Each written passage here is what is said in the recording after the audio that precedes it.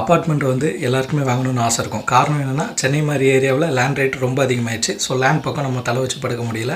அதனால் ஒரு அப்பார்ட்மெண்ட்டாச்சும் வாங்க வேண்டான்னு எல்லாருமே யோசிக்கிறது ஒரு நிதர்சனமான உண்மை தான்.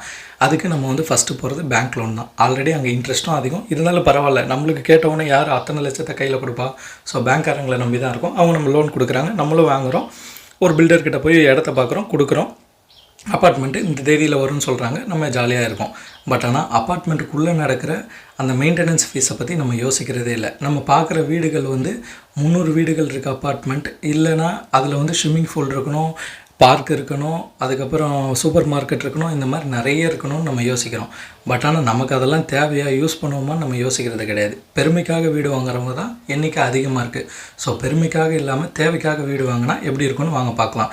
அதாவது நம்ம வந்து இவ்வளோ பெரிய பட்ஜெட்டில் போனோம்னா நம்மளுக்கு வந்து வாட்டர் ஃபீஸ்லேருந்து மெயின்டெனன்ஸ் சார்ஜஸ் என்னென்ன வரும்னு பார்த்தீங்கன்னா, வாட்டர் ஃபீஸு, செகண்டரி அந்த ஜிம்மோட மெயின்டெனன்ஸ் சார்ஜஸ்ஸு. இவ்வளோ பெரிய அப்பார்ட்மெண்ட் வாங்கியிருக்கீங்களா, அதுக்கு 3 செக்யூரிட்டி இருப்பாங்க. அந்த 3 செக்யூரிட்டிக்கும் சேலரி நீங்கள் தான் கொடுக்கணும். நீங்கன்னா அப்பார்ட்மெண்ட்டில் இருக்க எல்லாருமே அவங்கவுங்க கேஷை ஷேர் பண்ணி கொடுக்கணும். ஸோ பார்த்தீங்கன்னா நீங்கள் கட்டுற இஎம்ஐக்கு பாதி அமௌண்ட் வந்துடும். ஸோ நீங்கள் இஎம்ஐ வந்து ஒரு மாதம் 20,000 கொடுக்குறீங்கன்னா இதுக்காகவே ஒரு 5,000 எடுத்து வைக்கிற மாதிரி ஆகும்.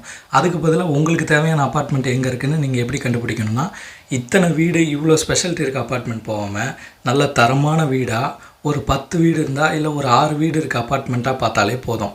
அதில் 6 பேரும் உங்கள் கூட பழகிறதுக்கு பேசுகிறதுக்கு ஈஸியாக இருக்கும், ஆக்சஸ் பண்ணுறதுக்குங்க. அதில் லிஃப்ட் இருக்காது, அதுக்கு நீங்கள் மெயின்டெனன்ஸ் சார்ஜ் எதுவும் கொடுக்க தேவையில்ல. மோட்டரும் பயங்கரமாக யூஸ் பண்ண மாட்டாங்க.